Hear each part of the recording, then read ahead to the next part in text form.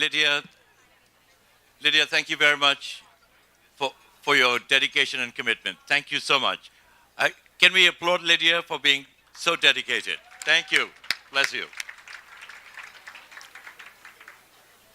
Whilst you're having your main course, may I also request our award winners to come up to the podium, please. Your names are listed on the TV screen. May I please invite you to join us for this exciting moment. I know there's a rush to come up here. Thank you. Hooray. Please.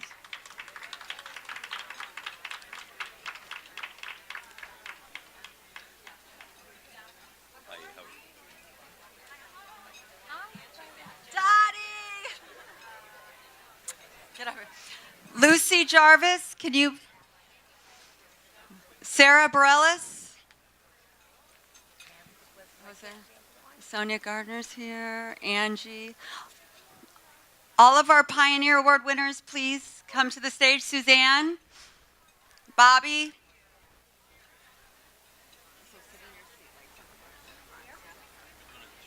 Huh?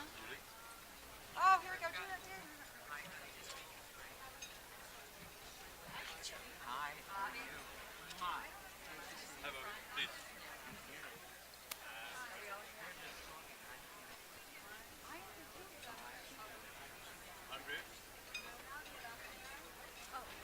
Sorry, they go right ahead. She sent us.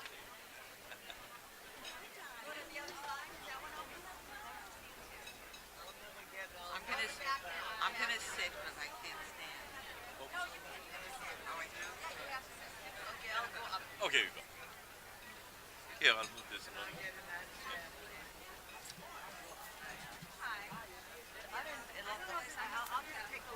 Me too. We're not gonna sit.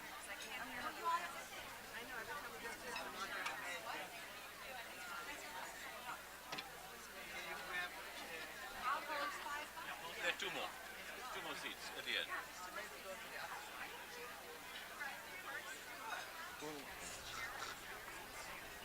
So I'm going to go in this order, right? The order you gave me.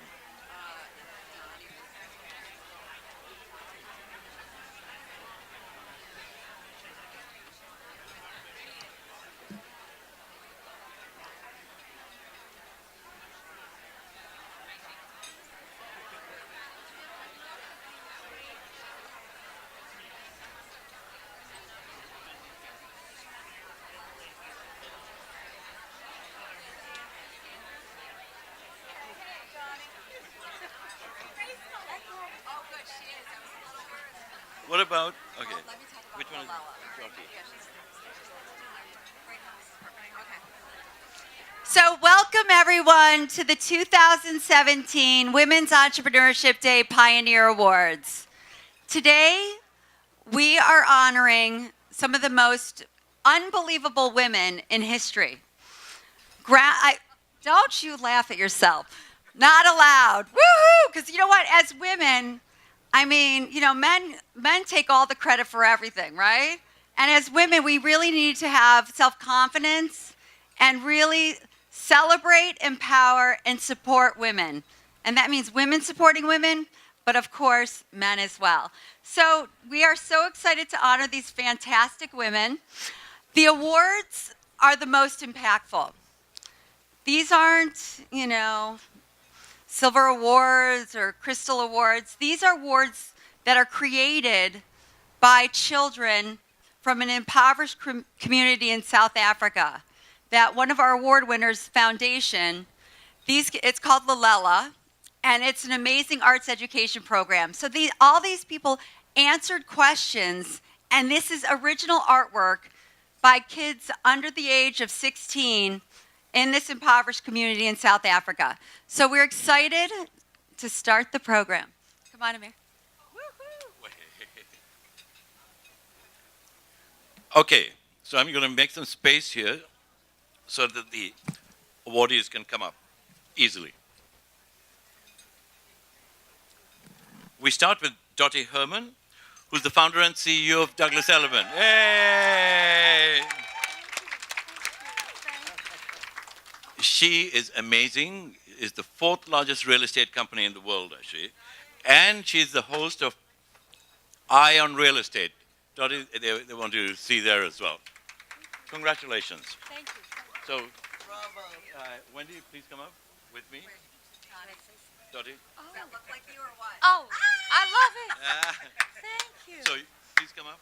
Oh. This is for you. Whoops. I love this. Where's our girl?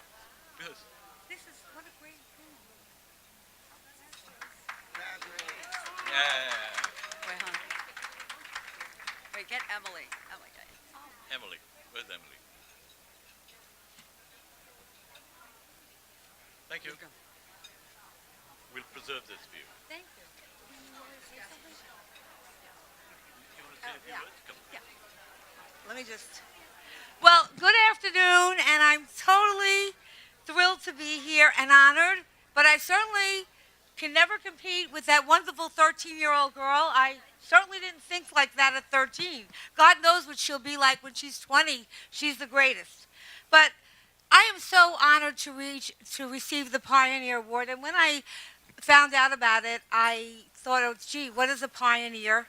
And it reminded me of someone who sees potential, an innovator who is willing to try new things. A pioneer pushes boundaries to advance an idea and often disrupts the norm. And there's so many of them here today. Success in their field is usually achieved by overcoming many great challenges. For a pioneer, for all of us in business, work isn't work, it's their passion, and they follow their heart, and they listen to their gut. They are bold, courageous, and they dare to be different. They are dedicated to their work and walk fearlessly towards challenges they face. They are very persistent, and you need that to be successful in life or whatever you're doing. So I began my career at Merrill Lynch when they formed a newly division of real estate, which nobody wanted to be in. So being new, I got there. I worked my way to the top, and I ended up running 42 offices for them on Long Island. And I traveled. I gained a very national perspective about business and real estate. And I had the best mentors at Merrill, and in their day, they were it. And they really put money into their people resources, and I loved it. So you can imagine how devastated I was when I found out that they sold the company to Prudential. And I was even more devastated when Prudential said, oh, by the way, we don't want to own a national real estate company. We want to franchise it, so you'll just keep running Long Island until we find a buyer, and then you're out of a job. So I was not too happy. So then someone said to me, well, some new person that worked in real estate said, why don't you buy the company? I said, because I have no money. That's why. So that's a good reason. But being I was about 31-ish, so being young and not afraid of failing, I said, well, you know what, I'll just write them a letter and say I do. And that's what I did.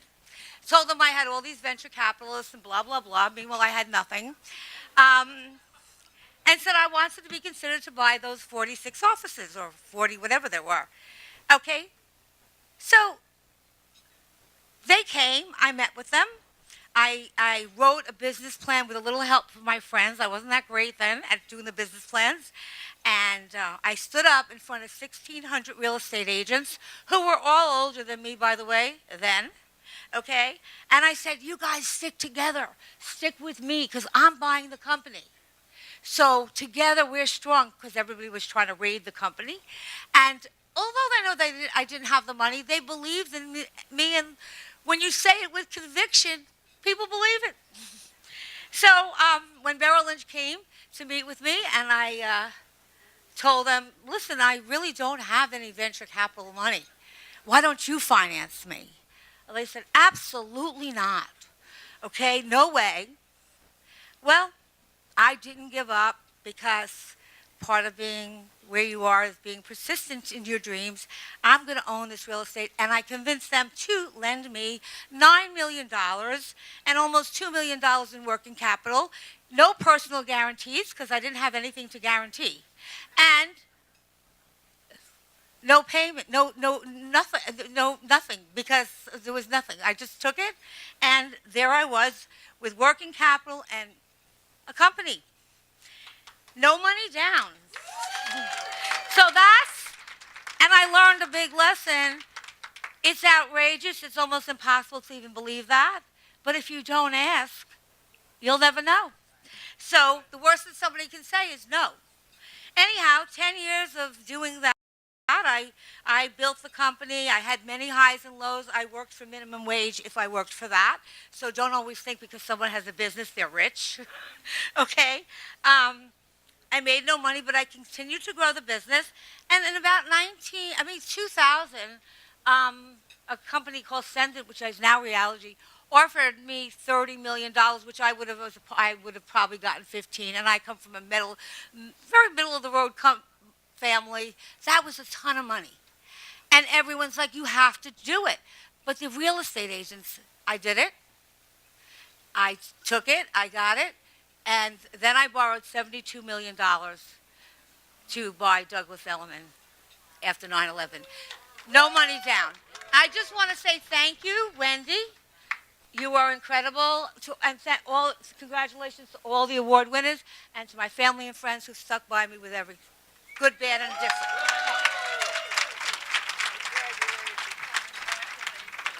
Dottie, thank you. What an inspiring story. I think we can all learn from this, actually.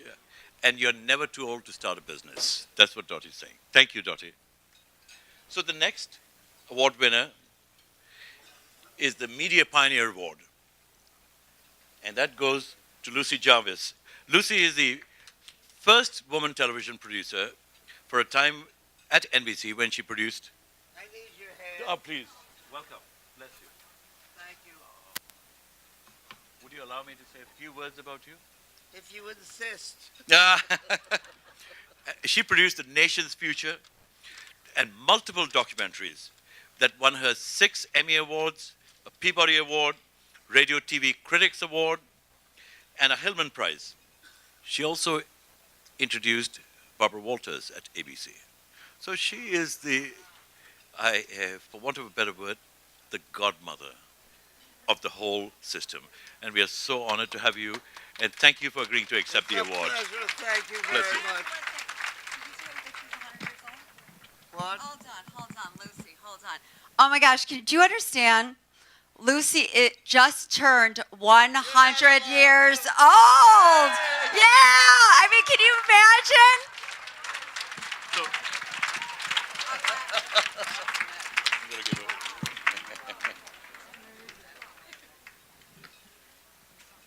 As I stand here on this platform,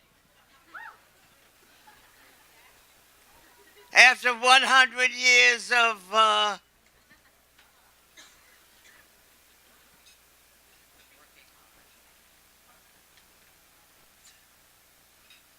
I'm reminded of my first gray hair,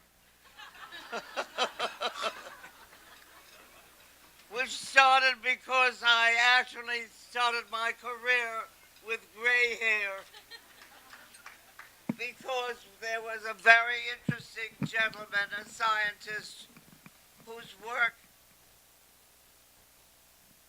thank you, dear, whose work I revered after I graduated from Cornell and from the College of Human Ecology.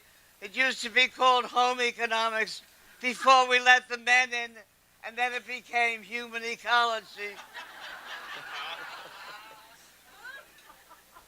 Then I would, from there I learned I broke my first stories on television with a gentleman named Linus Pauling, who was the scientist who worked on vitamin C, and all of you women in this room who look wonderful, who have great skins and great figures, I want you to know you're very grateful to Linus Pauling because he devoted his whole life to working on vitamin C.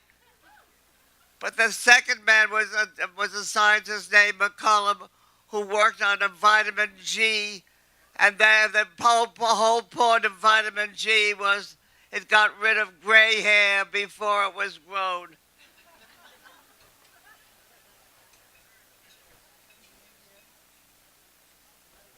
I went to NBC many years after that, after I started a whole series of television shows, documentary shows, where I was the first female producer in the networks.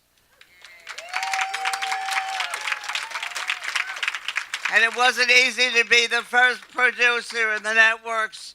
There were no other women around.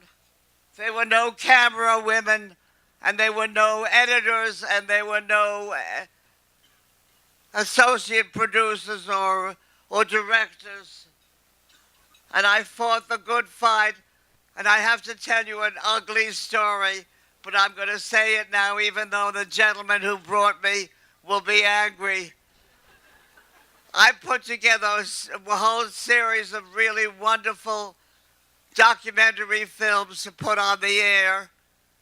And one day I walked into the office of the president of NBC News with a platform in my hand, with a tray in my hand, pretending as though they were new films. And I said to him, you know, I come to you with a gift, with the greatest documentary films that would go on the air that women have a right to work on themselves. And you look at me as though I peed on the floor. That gave him a heart attack right then and there. And we needed a new director of NBC News.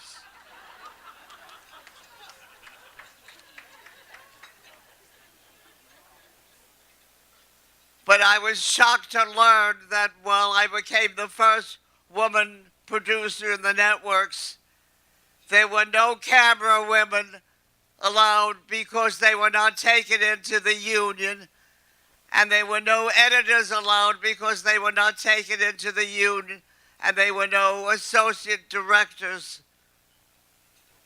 And I had to start somewhere, so I called together all the girls who were working in the back office, as what we used to call in those days, I'm sure you would remember, they were called stenographers, and they were typists, and we started a committee of women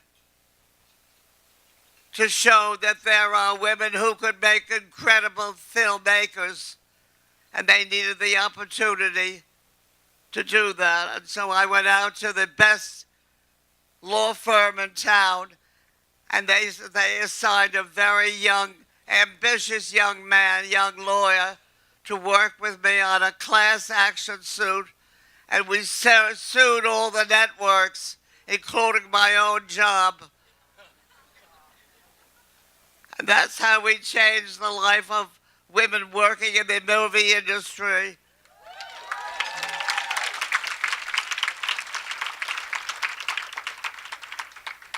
And it became a great thing for women to do. In fact, the most important woman in all of the industry was a woman named Martha Roundtree, who invented something called Meet the Press. And she hired all the best men correspondents in the industry to make sure that they held their own positions and allowed women to come over into the unions and be hired as reporters. And there were some of the, if you turn on the television these days, you'll find some of the best people on reporting on what's going on, even on those stories that we would rather not see from our current president, because these men allow women to come and help them present the news. And we made some enormous changes in doing that.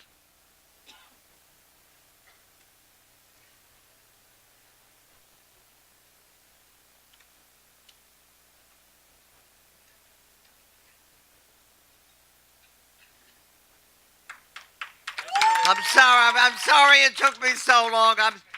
Fry, I have to admit something to you. I have no right to be here tonight, to this afternoon, because I came and learned a lot more from all the women that came up on this stage and made presentations that I gave. I was a perfect student. I listened very carefully to all of you who gave women opportunities to change their lives, just as I did when I put up the first female television producer. And all of you are sitting in this, and I started opening doors in various industries, not only my own, all over the world. And sitting in this room are women from other parts of the world who came to work as camera persons and as experts in news making, because they took up the challenge. And you have to have that feeling inside of you that nothing could stop you. It was the same thing my mother told me when I got started in this industry. You've got to have a whole sense of who you are and never say no when you've given the challenge. Thank you. And I'm delighted to pass on the torch to all of you in the room that taught me more today than I. We need this with you. We need to fix it. What? What? This is your award. My award. Thank you. I want everybody to know that it was worth every moment I came today to fight in this hall, this famous hall, all the getting in the front door in this freezing cold weather. Thank you all for coming Thank you. and learning. Lucy, can we take a picture with you? Yeah, that's one.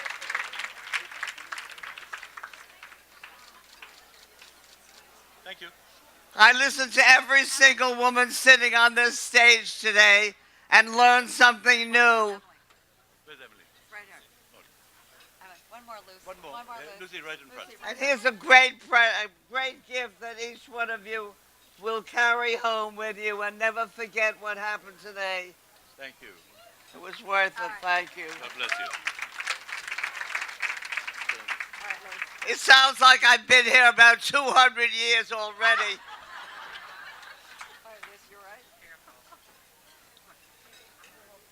Make sure I don't fall on my face. Okay, next up.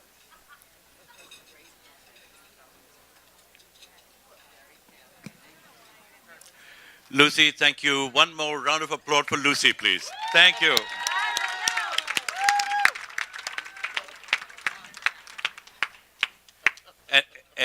And I hope you'll forgive me if I speed up the process slightly, since the doors would be shutting. As you said, you had difficulty getting in. You think about how easy it would be to get out. So the next awardee is the Fashion Pioneer Award, Suzanne Lerner. Suzanne is the founder and CEO of Michael Stars. She's also a founder of the Women Thrive Alliance, and she concentrates a lot of her efforts through the Michael Stars Foundation to help underprivileged women. Welcome, Suzanne, and congratulations.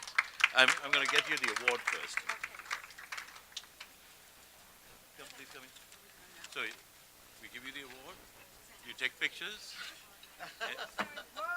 Okay, let's do it. And then you come in the middle. You're the recipient. Thank you. That's spectacular. Woohoo! A little lower down so you can see, yes.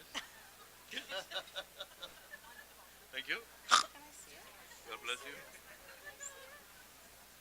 You have 30 seconds starting from now. No. Thank you. This is fashion, Mykonos, a window, and people together, going back and together. I have time. Hi, everybody. Well, I was hoping I wasn't coming after Lucy. If I had met Lucy when I was the age which I'm going to talk about today, I would have made up my mind about doing something much earlier. I just want to congratulate all the honorees today. It's been wonderful meeting all of you. Wendy Diamond, thank you. Your drive, your tenacity, your passion, you really put this movement together, and I really love you and appreciate you. So becoming an entrepreneur was not something I envisioned for myself growing up in a small Chicago suburb when the only real options, except for Lucy, was women getting married, having kids, or becoming a secretary, which I did for a couple of years. Realizing my options were pretty limited, I decided to pursue what I like to call my global education, and I left Chicago, and I went and spent 3 years traveling, working, and living overseas throughout Europe and Asia. While I was living in India, I walked into a shop and met a woman named Santosh Sharma. She was a very successful fashion exporter. We got to be really friendly, and with the 6 months while I was living in New Delhi, I spent a lot of time with her, and I never really thought about having my own business until I had met her. She was a smart woman, engaging, savvy, outgoing, and she really never tried to sell me anything. I thought to myself, if she could build a business in a male-dominated culture like India, I could do it myself back in the US. So I packed my bags, came home, borrowed money, and started my own business. So I really consider her my entrepreneurship mentor, and I was really grateful she was able to show me that path that I went on, and it was possible. A lot has changed since I got into the fashion business, and while there's more women creating their own businesses today than ever before, when I started as a sales rep, 95% of the showrooms were owned by men, and I would say these days 95% are owned by women. We know there is a lot more work to be done to achieve gender equality in the business world and in the government. I want to bring that up too because you know how important it is for all of you to vote. So please go do it, and don't stop with one election. Vote in every election there is. I'm partnering as a board member of Women Thrive Alliance on SDG 5, which is what I think you heard about this morning, the Sustainable Development Goals, gender equality, empowerment for all women and girls. And I do work a lot on other boards like Prosperity Catalyst, which is economic empowerment for women, and the Ms. Foundation. So with that in mind, I like to share 3 pieces of advice I've learned that I hope to pass along to the next generation of all you badass, phenomenal female leaders. And I have to say I'm really happy there's so many young people in the room today.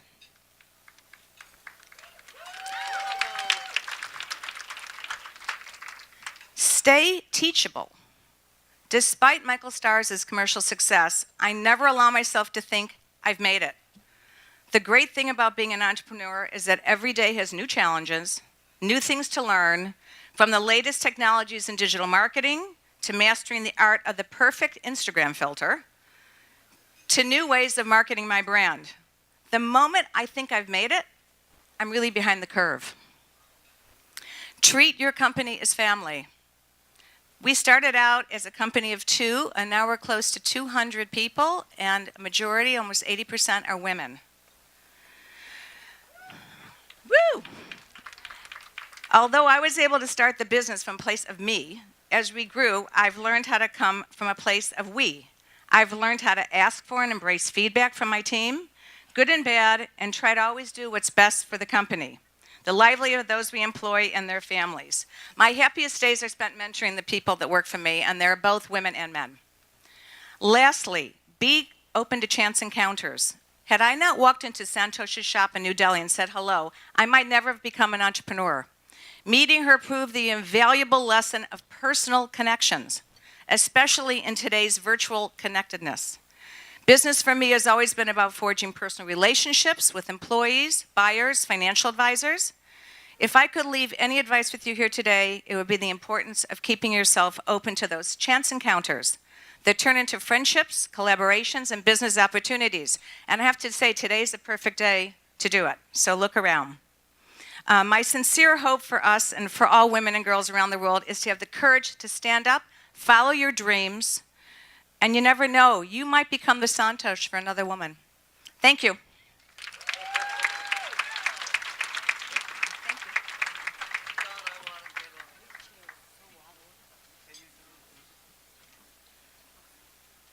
Thank you, Suzanne.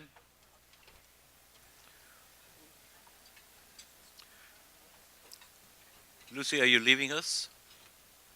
Okay. Yeah. Come to you. So the next recipient for the Financial Pioneer Award is Sonya Gardner. Way.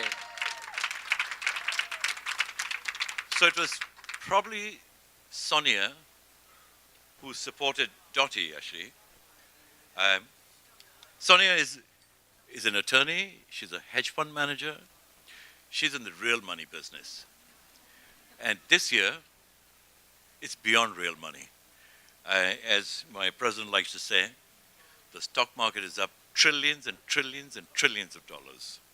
So Sonya has really made it and demonstrated that women can get into the crowded men's area. So we want to warmly welcome Sonya. And Sonya, and you will see the award. Okay, can we bring you down for the award?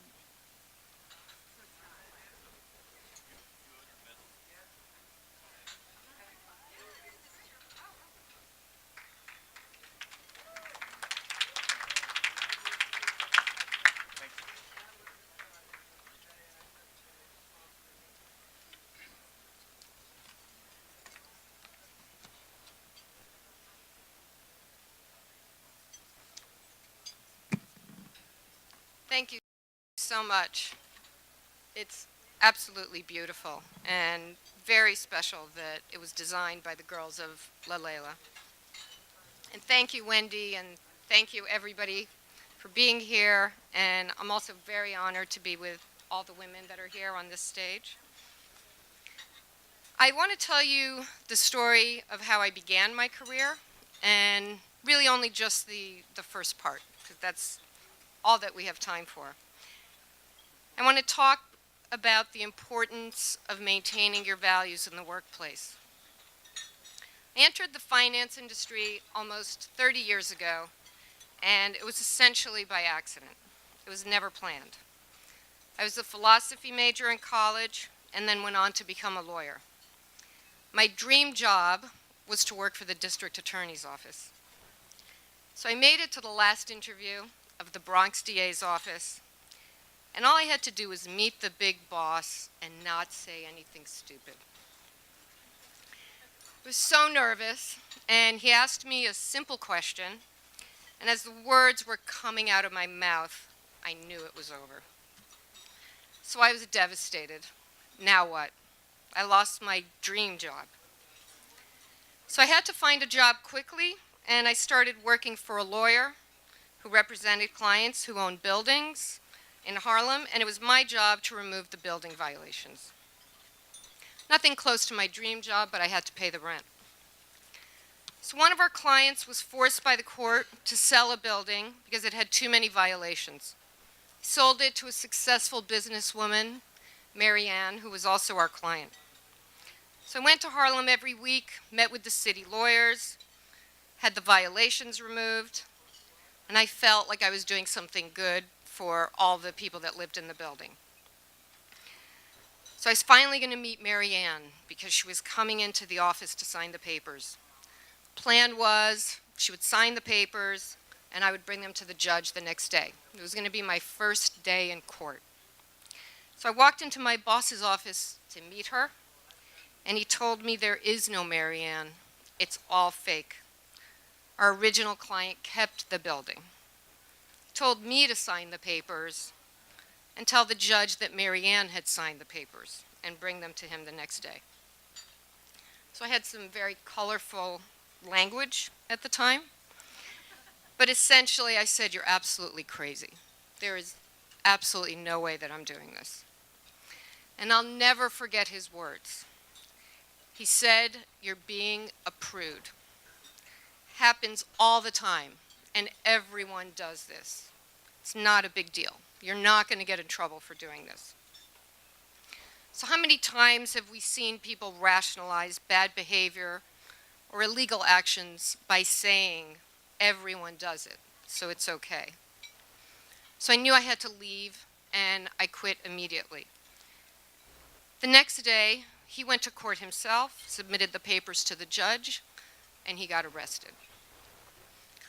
So the city lawyers knew that it was a sham the entire time, and they were just waiting for someone to come in and submit fraudulent papers. So what next? I was 24. And in less than 6 months, I screwed up my dream job, and I could have been arrested if I had not held on to my values and refused to do something I knew was wrong. So my next job was in the world of finance. My brother and I started our own business, which was also never planned. And it was really because of timing, because I needed a job at the time, and he was leaving where he was, and we started it together. It took many years to start our business, and Avenue now has about $10 billion of money under management.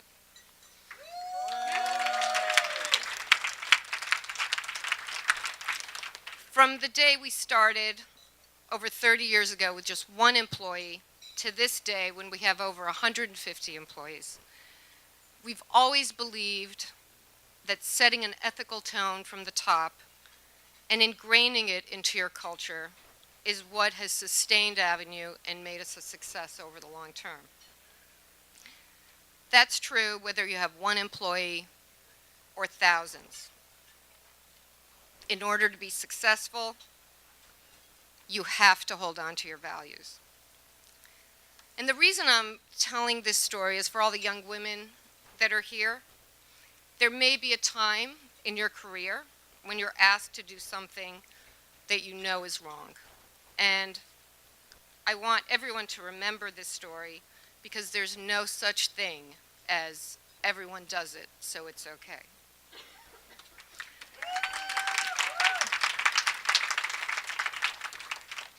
So thank you for this honor, and love my new painting. Get it framed and hang it in my home. And dream big for all the young people here, because you can do and be whatever you want. Thank you.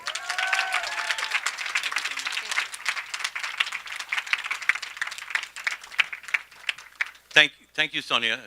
Sonya, we love the way you are understated, and you have done so much. Thank you. Bless you.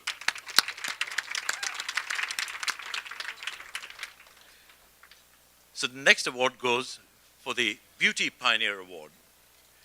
And that's Bobby Brown. Bobby, please come up.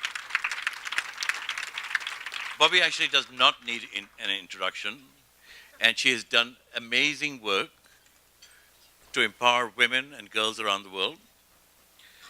And it reminds me how she's created a business. She started off with Bergdorf and Goodman, sold it to Estee Lauder, and as they say, the rest is history. Bobby, thank you for being here, and congratulations. Can you take a picture? Can we take a picture?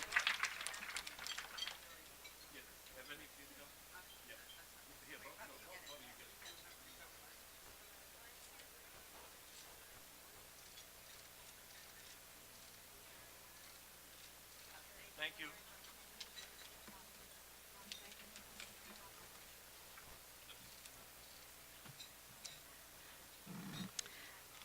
Thank you so much to the Women's Entrepreneurship Day, especially Wendy and Amar, for choosing to honor me with this award. I'm thrilled to be a part of this organization that helps support women and girls all over the world, and to be here today with so many other amazing, inspiring women entrepreneurs, and I guess a few men too. For me, being an entrepreneur, I can't even spell it, neither could Siri, has always meant how to just figure things out. I've always believed in business and life that things were fairly simple. Just use common sense, take some risks, do what you love, and most important, be nice to people. In my early career, I was constantly taking the initiative. I was going a bit out of my comfort zone and working really hard in every project I did. I asked a lot of questions literally to everyone, even in the elevators, where I met my first lab contact 30 years ago. And most importantly, seriously, this is the most important one, always be nice and kind to everyone you work with. You never know, first of all, what they could do, but you never know what they're going through, which is more important. So be curious, always ask a lot of questions. My best advice to any entrepreneur is, what if and why not? When you take your passion, what you're interested in, and something that hasn't been done before, that's when you go for it. That's being entrepreneurial. So just do it. I don't believe there's such a thing as failure, so take the risks, but opportunities are right in front of you. Pay attention. So thanks again, and you guys just do it.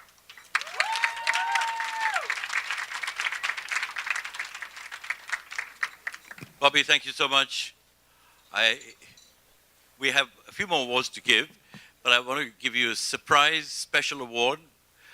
We have in our midst, and you heard her before, Twinkle Khanna. Twinkle is here all the way from beautiful Bollywood. She's a columnist, she's a producer, and more importantly, she is actually embarked on a major campaign for menstrual hygiene. And we are delighted and honored to have Twinkle with us. Twinkle, please come and join us. We have a special award for you. First, we take a picture with you.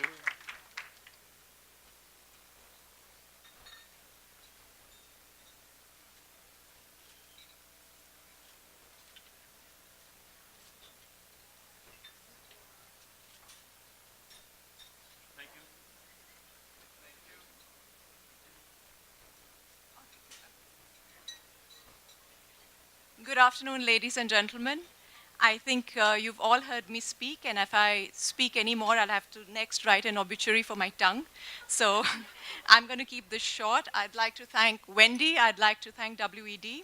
And like a woman much older than me said, that she learned a lot from watching all the women here. And I hope that someday when I'm her age, I'm able to walk and I'm able to come here again. So I look forward to that, and thank you very much.